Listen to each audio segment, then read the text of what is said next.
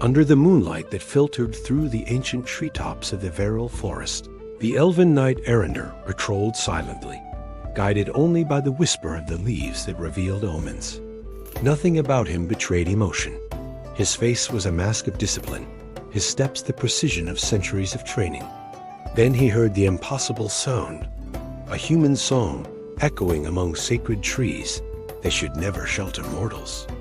Following the voice, he found Princess Liana, enveloped in the soft glow of the moon, tracing symbols in the air as if invoking answers to a destiny unknown to her. The clash between worlds began there. In an instant neither dared break, for both felt the weight of something greater than duty or tradition, as if the very wind were inevitably pushing them toward each other. Erender should have escorted her out of the elven borders and erased the incident as if it had never happened. But each word she spoke opened breaches in his emotional armor. Liana explained that she had fled oppressive human castles in search of answers about an ancient legend, that only the elves held the secret capable of preventing an imminent war between mortal kingdoms. He knew that revelations of this kind were forbidden, and yet he couldn't ignore the determined glint in her eyes. Upon returning to the palace of Lumnir, Erender was summoned by the Elven Council and given direct orders never to speak to the human again. But silence and obedience, once easy, became fragile walls before the memory of her voice echoing in the woods. Unable to break his oath, but equally unable to abandon the unease Liana had stirred, Erender searched ancient archives hidden beneath the palace. There he found manuscripts describing an ancient prophecy. An unlikely union between distinct worlds would be the key to neutralizing the Crimson Rift, a magical rupture that was absorbing human territories and threatening to expand into elven lands. The prophecy mentioned a mortal princess endowed with rare spiritual sensitivity, capable of activating ancient symbols when guided by an elf with an unbreakable heart. Realizing that Liana's presence was no accident, Erender faced a profound conflict. Protecting the princess meant defying his own people, but ignoring destiny meant allowing both kingdoms to succumb to inevitable chaos. Erender found Liana again under the veil of night, this time in a forest so silent it seemed to hold its breath to witness the impossible. She awaited him, guided by instincts she didn't understand, but which always led her to him. When Erender revealed part of the truth, Liana realized that her flight had not been an impulse of rebellion, but a greater calling. The risk was enormous. If discovered, he would be dishonored and she banished. Even so, they walked together to the ruins of Everen, the place where prophecy foretold the first symbol should be awakened. Each step brought their worlds closer, but also intensified the weight of what they would face if the Elven Council learned of their approach. In the ruins overtaken by luminous roots, Liana touched an ancient stone, and the symbol responded to her energy with a golden flash that nearly made Erender recoil.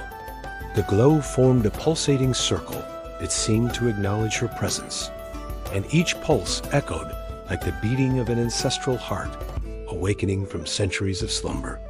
Erender, surprised, realized that she not only fulfilled the prophecy, she surpassed it.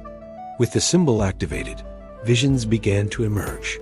Fragments of war, flames consuming cities, and a vast red rift growing like a wound in the world.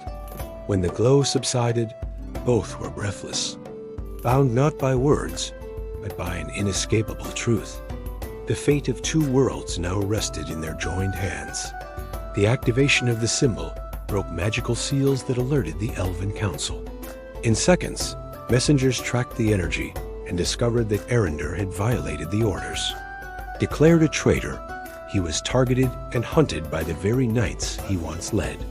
As they fled through the broken forest, Liana struggled with the guilt of endangering Erender, but he insisted that certain destinies had to be faced, even if they required sacrifices. With each arrow that flew through the air, and each shadow that moved among the trees, the bond between them strengthened, not as romance, but as an alliance destined to bear the weight of a world teetering between hope and imminent destruction.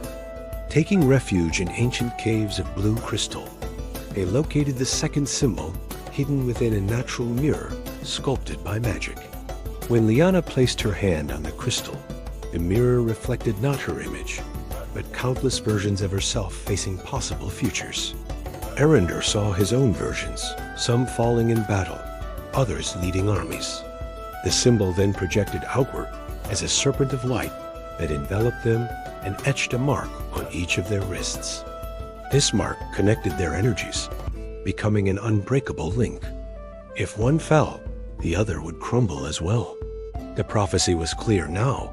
It wasn't just an alliance, but a bond that transcended destiny, fear, and courage. Carrying the two active symbols, they reached the devastated heart of the Crimson Rift. There, the ground trembled as if breathing, and pulsating cracks spread a menacing red glow. The rift seemed conscious, responding to their presence with bursts of energy. Lyanna was nearly engulfed by a wave of unstable magic, but Erendur pulled her back, shielding her with his own body. To seal the rupture, it was necessary to activate the third and final symbol, hidden beneath a chamber of living stone.